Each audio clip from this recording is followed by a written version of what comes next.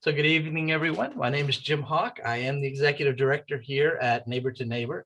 It's good to have everyone here for this network tonight. We're going to start out with just two announcements because they are really important. This, of course, we're talking about sidewalks tonight.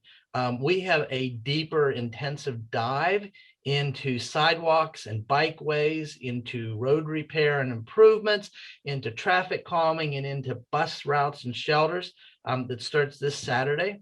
It is called the Neighborhood Transit Institute.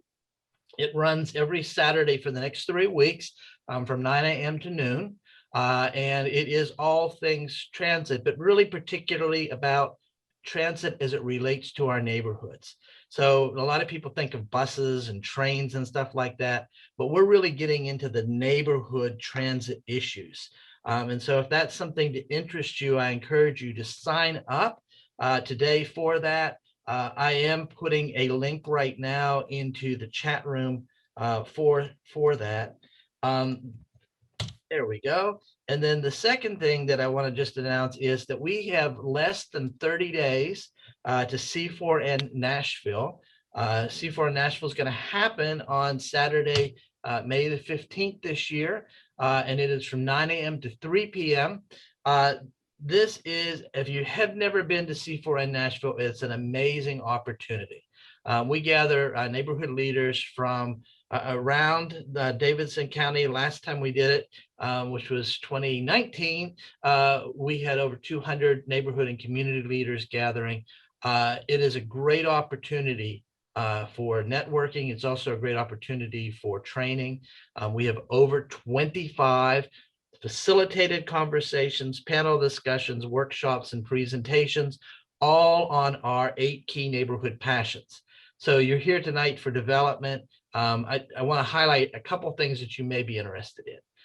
One, Vice Mayor Schulman is teaching a class called Metro Planning 101. 2, Gordon Stacy Harmon from Highland Heights neighborhood is teaching how to speak at a public hearing. 3, we have a panel discussion with several, I think 5 council members who are going to be talking about the role of the Metro Council member in planning and development. And they all come from different perspectives and also different parts of the city. And that's just 3 of the 25. So I encourage you to go to our website at n2n.solutions/C4N, look at it and register today for that. So welcome tonight. I'm going to turn you over to my co-host, Valerie O.T. Nellis. Good evening, everyone. Welcome to Neighborhood Passions Affinity Network. We're so happy to have you. The Neighborhood Passions Affinity Network is presented by Google and Neighbor to Neighbor. I'm Valerie O.T. Nellis, and I'm going to be your host, as Jim has said to us.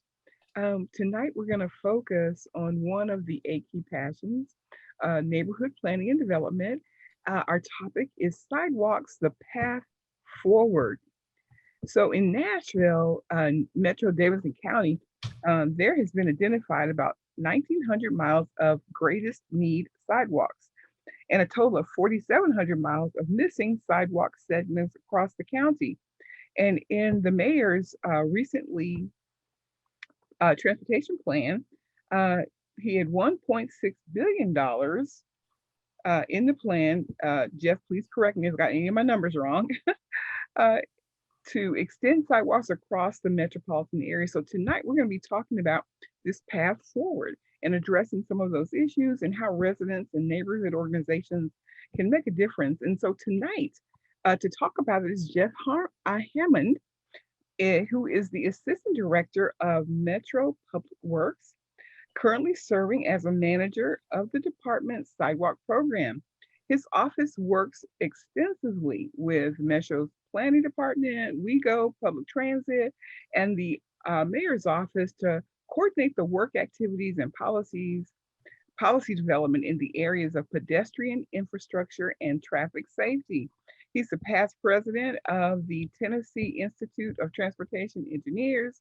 And prior to joining the Metro staff, Jeff worked for 17 years in transportation consulting here in Nashville, working on multimodal transportation projects for the state and local government and private developers across the Southeast. Joining him this evening is Nora Kern of Walk Bike Nashville, who joined Walk Bike Nashville in November 2013, and during her time has really helped grow the organization to what it is today. She launched Walk Bike University, spearheaded advocacy efforts, and helped guide the strategic direction of the organization. She's a native Nashvilleian, and Nora holds a bachelor's degree from Williams College and has worked in other nonprofits in Tennessee politics, oral history, business development, and commercial salmon fishing, which I thought was very interesting. All right, thank you all so much for being here. Jeff, if you'll get us started.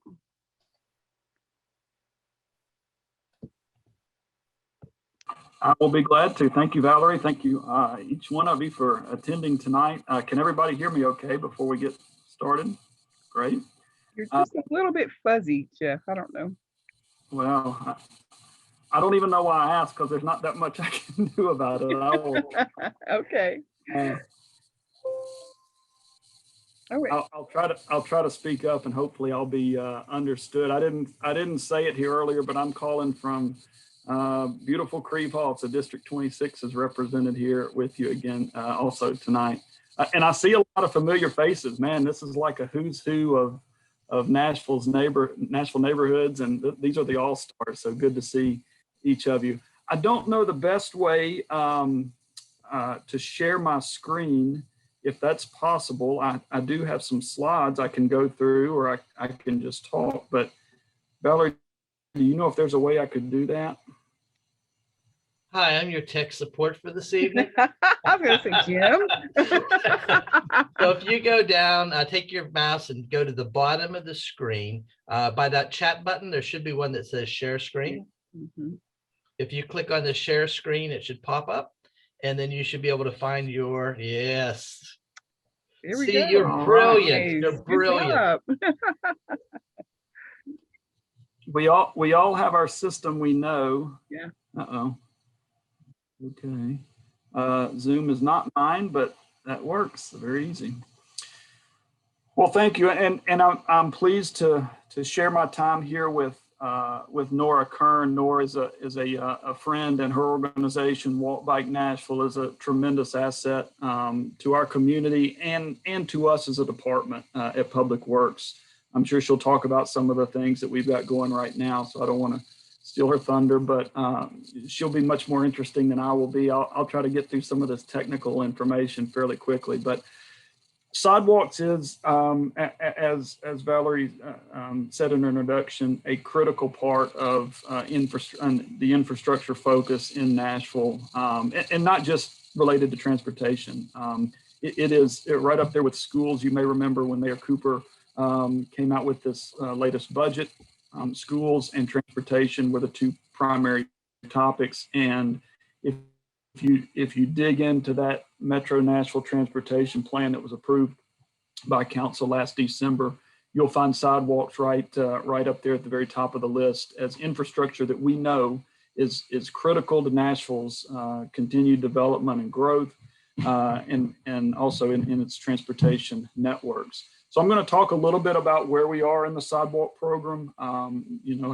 People are often interested in how we fund projects and so forth, but I'll try to keep it fairly brief, and I'm more interested in your questions and be glad to dig into any one part of this as you like. This picture you're seeing is 11th Avenue South. It's over in District 17, very close to Waverly Belmont School. This is what it looked like before. And so infrastructure, this is exactly what they're talking about. Places that don't have any sidewalks now, that we want to add that infrastructure. And as was mentioned, our current walk and bike master plan has identified that there are about 1,900 miles of missing. That's just of what's needed. If you just look at our road network as a whole, only about 20% of our edges in the streets have sidewalks currently, and that's something we know we need to improve. But it's a massive undertaking.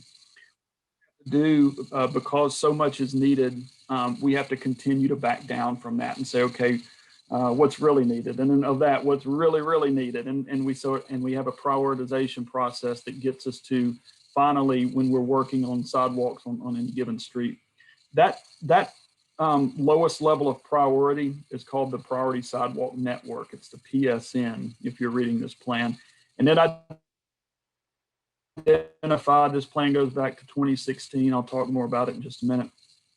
But it identified back then about 71 miles. And that wasn't a magic number. That was as much as anything backing into a number from a budgetary standpoint. If we were to cost out 1,900 miles, we'll never get there. It's just, it takes forever. You look at the 71 miles that is planned, that was estimated to be $460 million.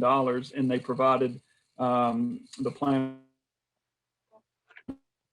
provided some relative level of understanding about how big of a number that is. So if we were to fund that at $30 million, council has funded us very well over the past few years, but it's unstable. And we'll talk more about that as well here in a minute.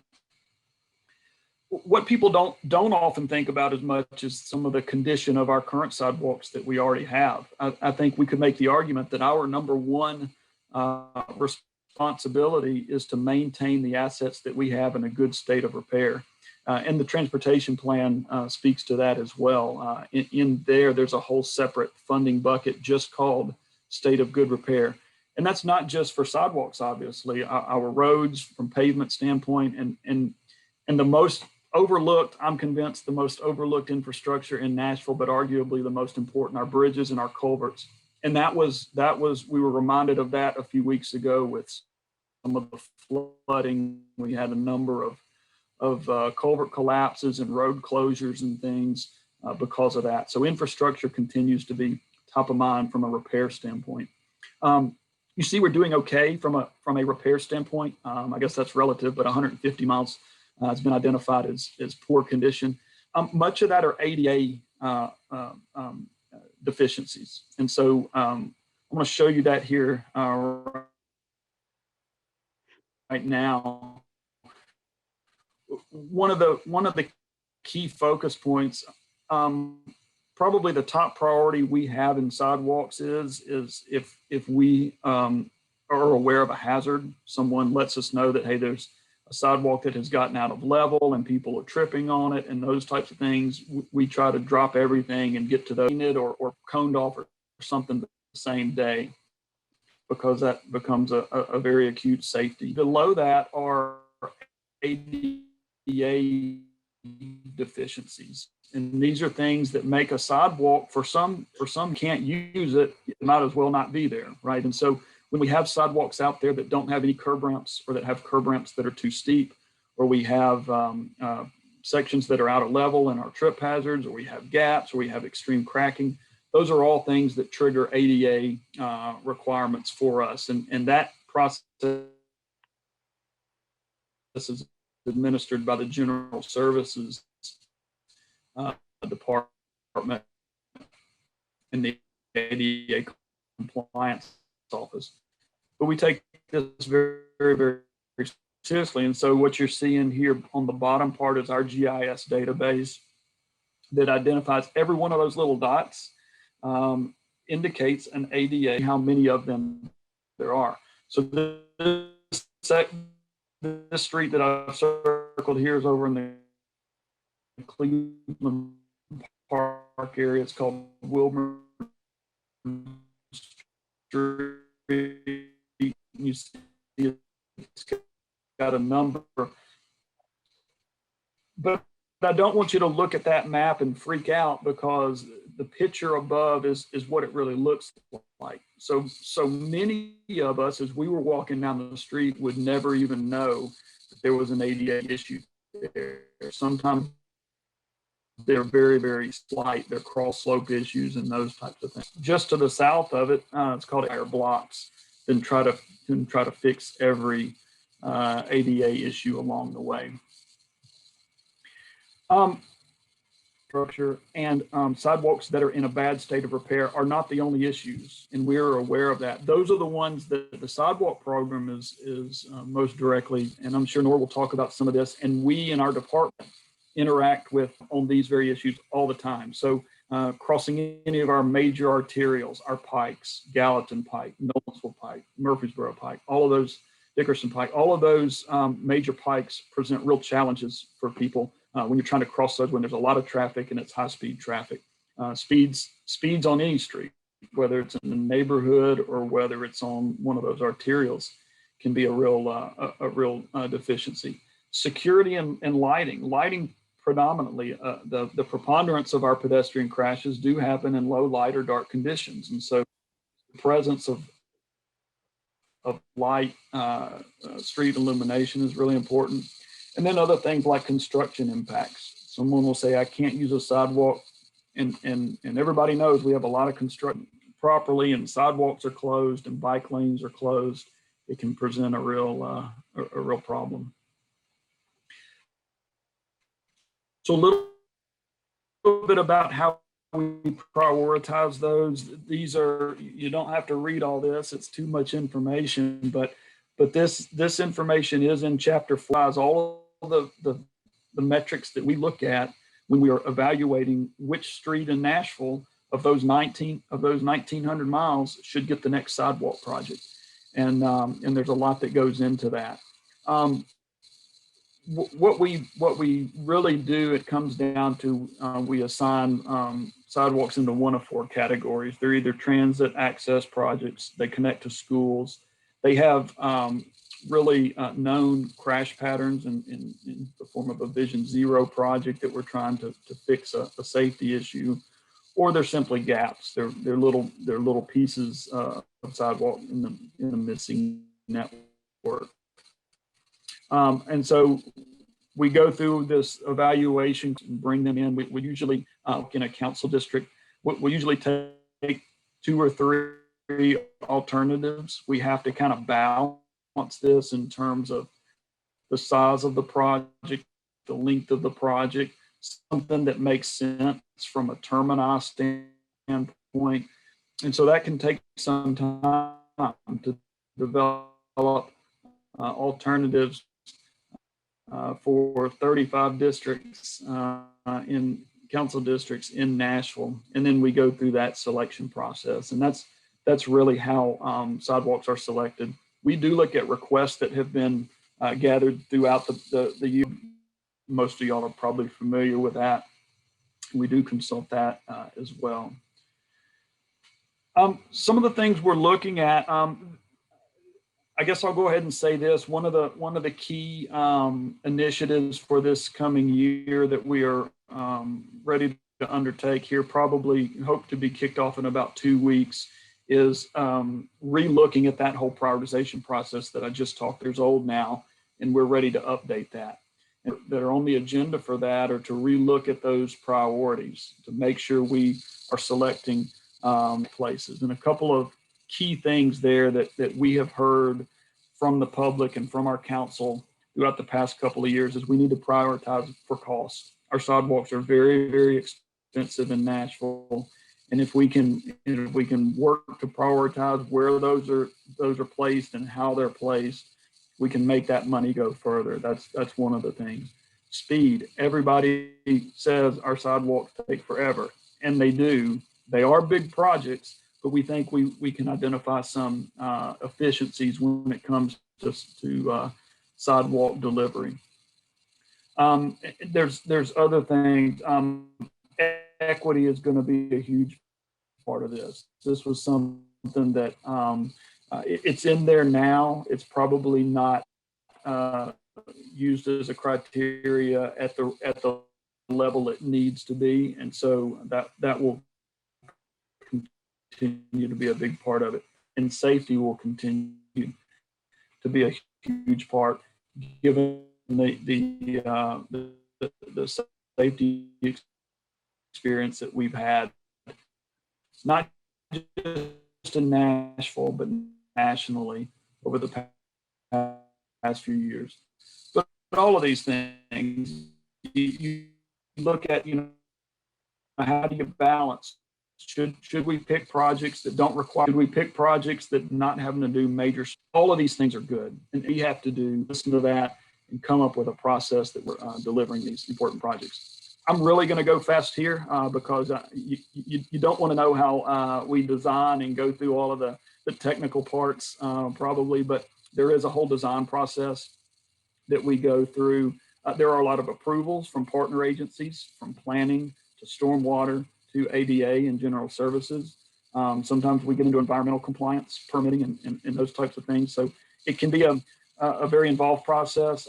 I like to say that when we're adding sidewalks, we're doing about 80% of the work that it would take to widen a road. So you see these major road widening projects that TDOT does and all of that. We're doing exactly the same thing on a smaller scale, but in a lot of ways, the time commitments and those types of things are the same.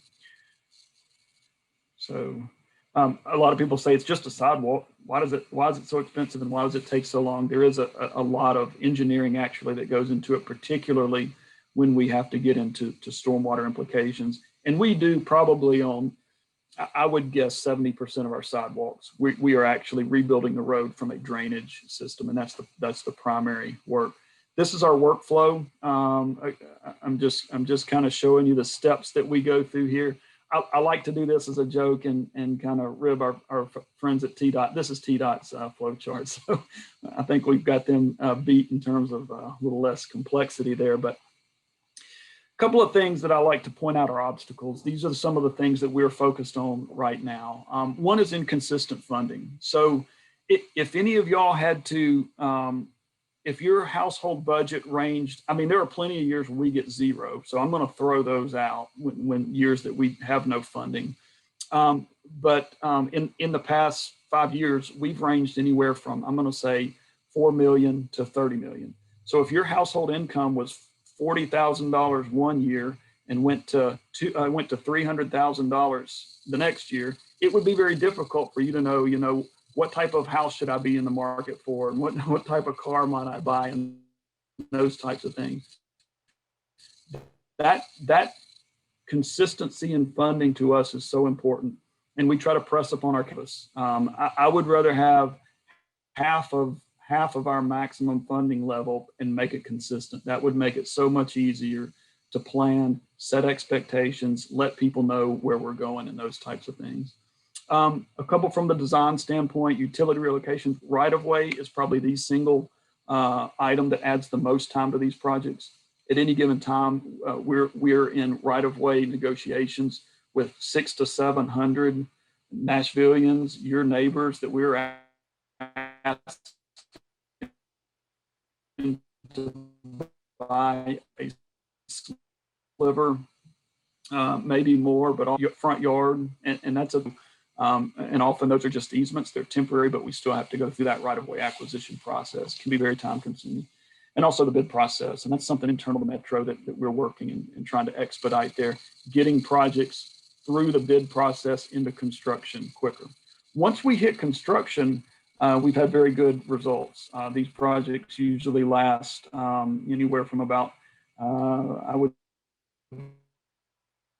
say 3 to 8 months, something like that. Some can go longer, but generally we get in and get out relatively quickly as far as construction goes. A couple of the hot topics right now in the sidewalk world, we are kickstarting back from a spending freeze, which lasted almost all of last year. And that's tough. Once we kind of shut those systems down, it takes us a while to gear back up. But we do have 4 projects starting in the next 30 days, which is really exciting for us. I know they'll be exciting in those neighborhoods where they're going. And then we've got, altogether, we've got about 50 projects right now that the design is complete. We've got a little more right of way to work with neighbors about, and we'll be rolling those out over the rest of this year. Our funding that we got about a month ago was $21 million for sidewalks. And that's really going to 3 things. Council and the Mayor Cooper's administration has asked that we finish the sidewalk work on Lower Broadway. If you go down there, on Broadway. I call they are packed much of the day, and they really need some relief. It's a safety project down there. You may have seen the bollards that we've installed in a couple of the blocks already. That will be a consistent look for all of Broadway. That's roughly half that money. The other half of that money is going to repairs. This current year, we're really not identifying any brand new sidewalks. And the reason is because, one, yes, we need to do repair work and focus on that. But more than that, it's because we got 46 projects we're trying to roll out right now. We've got our plate full in terms of construction projects. Those were funded in past capital spending plans. And it's time to focus on those and get those delivered for people so that we can kind of roll in the next couple of years into some new projects. But that's what we're going to be working on. I think that's it for me. I will stop there. I hope I'm not too far over my time, and Nora. And I'll be glad now or after Nora. I want to see if Nora has any comments she wants to make regarding their work. Sure. Yeah. I mean, I don't have a formal presentation, but for those who don't know me, I recognize a lot of you. So a lot of you probably know Walk Bike Nashville, but we're a nonprofit in town that is advocating for more walkability, more sidewalks, and more bike lanes and more greenways. I think, on the sidewalk question, which we get a lot, and I know we talk to a lot of different neighborhoods, and we would be happy to come to talk to your neighborhood and kind of advise on next steps. But I think there's a couple things to consider and kind of put some context for Jeff's presentation is, I think, as Jeff mentioned, there's a huge sidewalk need in Nashville. And so, we know we aren't going to be able to meet that need. And so I think we want to ask everyone to join with us to help advocate, to expand the funds, to give Public Works the consistent funding they need year to year, to make sure that there's the staff and everything else we need to make sure the sidewalk program is as efficient and effective as possible. But the other two things to think about, one, a lot of the sidewalks in Nashville are not only built by Public Works, they're also built during the development process. So if there's development happening in your neighborhood, which is of course a blessing and a curse, as we all know, it's really important to be talking to your council member to make sure if sidewalks are required during development and the requirements have changed over the last decades and continue to change, to be in communication with your council member about what's going on, are sidewalks required, and is the neighborhood's voice being able to be heard on that. So I think that's something really important to keep in mind. And then the third thing is Public Works, we want them to have as effective as possible. We want to maximize what we can get during the development process. But the third thing is there are a lot of ways to make a street a lot more walkable without sidewalks. And I think I grew up in Nashville on a street with no sidewalks, and I think it's going to be a street that's never going to have sidewalks. It's a pretty residential street. It has the big ditch. I think we all know the grassy ditch on the side of the road. I think for that street, and many of you might live on streets like that, the question really is, how can we make this street more accessible and friendly now for those of us who live here today? Can we slow down cars? Can we apply to the traffic calming program? Can we talk to our council member about reducing speeds? What can we do to kind of make it more friendly? Because hopefully your street will get sidewalks, and we want to make sure as many streets as possible can get there. But we also want to be talking with everybody about how can we really invest in those solutions that'll make it better, if not perfect, in the short term. And so I think that's just the third thing to be thinking about. And maybe it's a little depressing to say there's a chance your street might not ever get a sidewalk, but I think it's also a little bit of the reality for many of us. And so that's something Public Works also runs, and we have done past presentations with neighbor to neighbor about the traffic calming program. Mm-hmm. But yeah, so that's all I'll add. I will put a sign up form if anyone's not on our radar and wants to learn more and help work with us to kind of help get the funding, to get the push we need to make sure we have as much as possible in the city. I'll post that sign up form. We'd love to have you get involved, but otherwise, if people have questions, I'll leave the rest of the time for that. Thank you, Nora. Thank you, Jeff. questions? I saw one in the chat. Let's see. I think they asked about getting the one part of your presentation there, Jeff. Could they get part of that? Sure, I can, I'll be glad to send it to you, Valerie, maybe the best way, and you can send it out. Yeah, okay. Any I'll other- ask a question. Yeah, sure. So as we're moving into a period where the bike and walk plan is going to be, the priorities are being reevaluated, how do we, as people involved in our neighborhoods, get heard? You know, and I'm asking because I know at least the nation's is pretty frustrated. We felt like we've done all the things to get heard, you know, up to and including TV stuff about sidewalks to nowhere, and, you know, presentations with data to the mayor's office, and, you know, yet in the transit plan, there was almost nothing in District 20. So what can we do? And I know there's a lot of very fired up people in our neighborhood about sidewalks. What can we do to get our neighborhood prioritized? Well, that's a good question.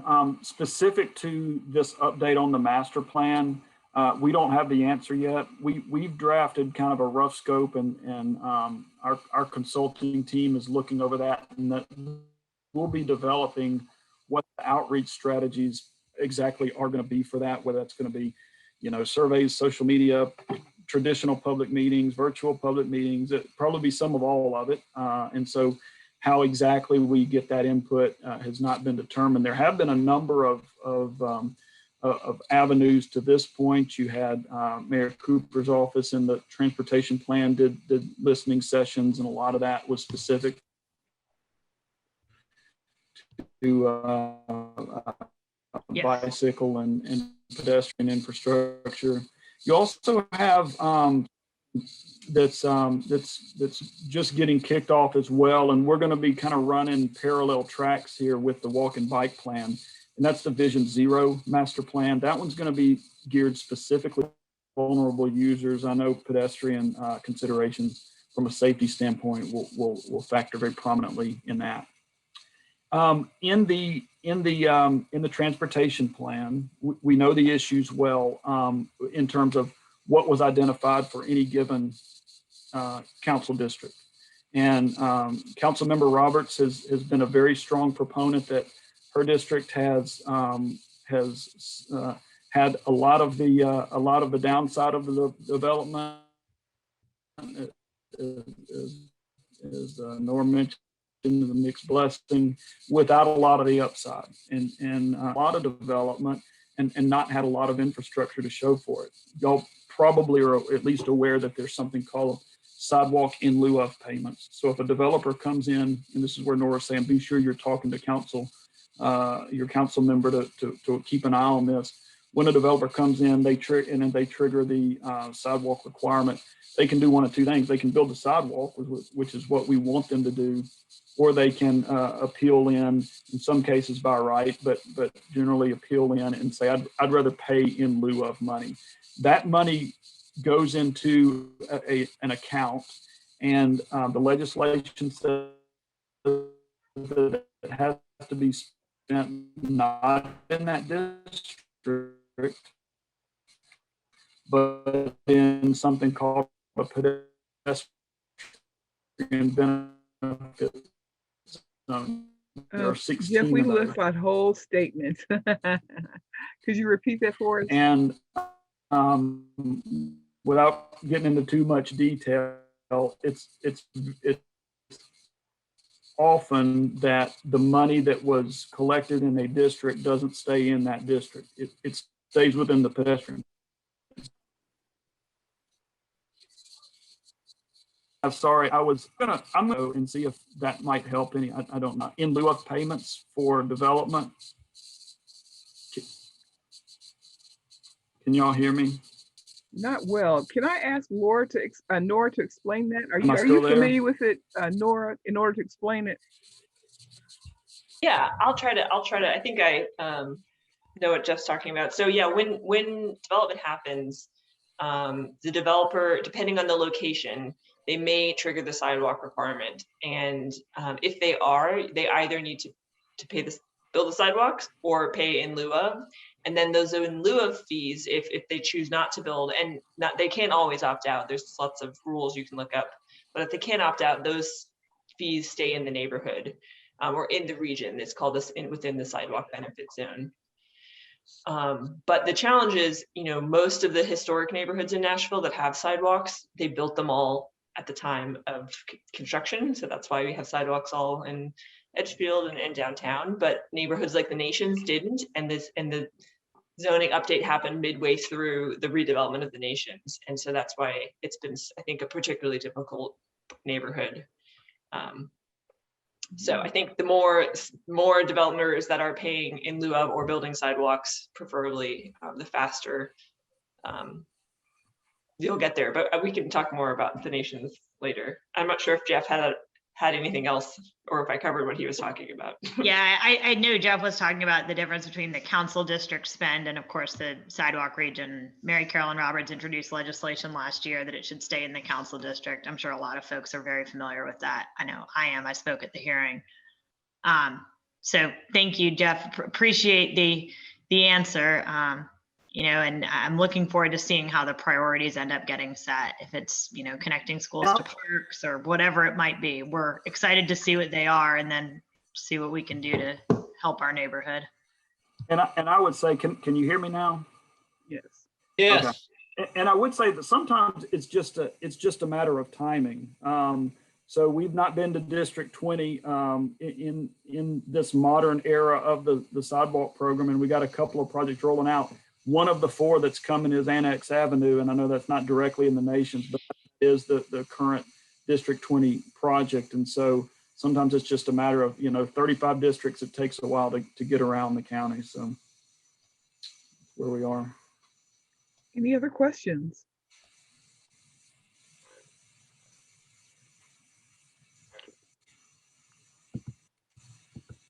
All right. Well, thank you so much, Jeff. Thank you so much, Nora. We really appreciate you all being here with us this evening. And thank you so much, participants, for being a part of this conversation. I appreciate you all's questions. You really helped us better understand, what's happening with the sidewalks in Nashville. So please join us next week when we'll have John Michael to discuss with us the permitting and enforcement of short-term rentals. That should be an interesting conversation as well. And remember, great neighborhoods don't happen by accident. Find your neighborhood passion and work hard to make your neighborhood a safe, vibrant place to live. Good night, everybody. Thank you so much for being here. See you next week.